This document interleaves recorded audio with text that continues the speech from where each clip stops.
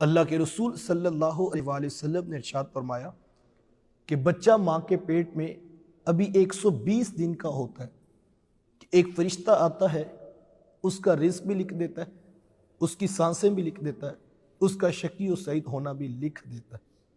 اب جتنا رزق لکھا جا چکا ہے، انسان الٹی چھلانگیں بھی لگاتا پھرے تو ملے گا پھر بھی وہی جو لکھا جا چکا ہے۔ اب اختیار انسان کے پاس ہے، وہ محنت کر کے، صبر کر کے، قناعت اختیار کرتے ہوئے وہ حلال ذرائع سے اختیار کر لے اس کو، اور چاہے تو وہ بے صبرہ ہو جائے اور ان کو حرام ذرائع سے حاصل کر لے۔ دونوں صورتوں میں ملے گا وہی جو اس کے مقدر کا لکھا ہوا تھا۔ اور کتنی خوبصورت بات ہمارے بزرگوں نے ارشاد فرمائی، وہ فرماتے کہ کسی شخص نے یہ بات سنی کہ جو مقدر کا لکھا ہے وہ ضرور ملے گا، تو وہ ایک غار میں جا کر بیٹھ گیا، میں دیکھتا ہوں کہ میرے مقدر کا لکھا مجھے کیسے پہنچایا جاتا ہے۔ جب میں محنت نہیں کروں گا، جب میں کوشش نہیں کروں گا تو پھر مجھے رزق کہاں سے ملے گا؟ نوجوان جا کر بیٹھ گیا۔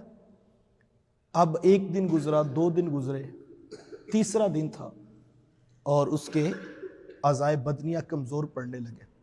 غار میں تنہا بیٹھا تھا، وہ ایک قافلہ گزرا اور انہوں نے ایک جگہ پر پڑاؤ کیا، تو ایک شخص جو ہے وہ پانی لینے کے لیے کنویں کے پاس آیا، تو اس نے دیکھا کہ غار میں ایک شخص بیٹھا ہے۔ اس نے جا کر اپنے قافلے والوں کو بتایا کہ ایک نوجوان وہاں پر اس طرح سے خاموش بیٹھا ہے۔ تو کوئی دانا بینا بزرگ جو ہے اس قافلے کے اس نوجوان کے پاس آئے، اس سے سوال جواب کیا تو یہ خاموش بیٹھا رہا۔ پھر اس کے سامنے کھانا رکھا تو اس نے ہاتھ اٹھا کر لقمہ اپنے منہ میں نہ رکھا، تو وہ سمجھ گئے کہ شاید بیچارہ اتنا کمزور ہے کہ اپنے ہاتھوں سے لقمہ توڑ بھی نہیں سکتا۔ تو خیر وہ لقمہ توڑ کر بنا کر اس کے منہ کے قریب کیا، اب وہ منہ نہیں کھولتا کہ جب میں محنت نہیں کروں گا، جب میں کوشش نہیں کروں گا تو پھر میرے مقدر کا میرے پیٹ میں کیسے جائے گا؟ تو جب انہوں نے منہ کے قریب کیا تو اب منہ نہیں کھولتا ہے۔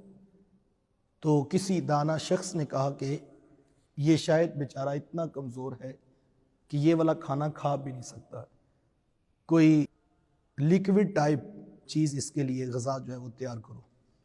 پھر وہاں پر جو ہے اس کے لیے پتلا سا حلوہ کسی نے تیار کیا، اور پھر اب وہ چمچ لے کر اس کے منہ میں ڈالتے ہیں، اب یہ منہ نہیں پھر کھولتا۔ تو کسی نے کیا کیا کہ وہ چمچ کو الٹا کر کے اس کے منہ میں ڈال کر زور سے دانتوں کو کھولنا چاہا، تو اس کی ہنسی نکل گئی کہ واہ مالک، جو میرے مقدر کا لکھا ہے تو کھلا کے رہے۔